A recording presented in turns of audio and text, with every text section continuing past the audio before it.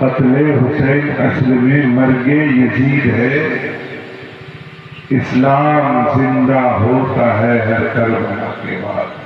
बेशक এই শেরটা, এই ছন্দটা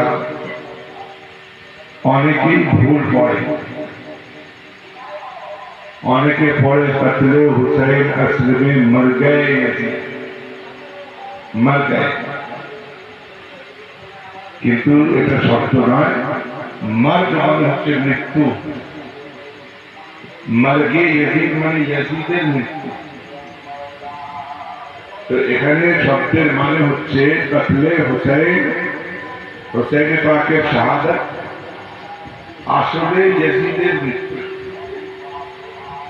कत्ले हुसैन असल में मर्गे यजीद है, इस्लाम जिंदा होता है हर करबला के बाद।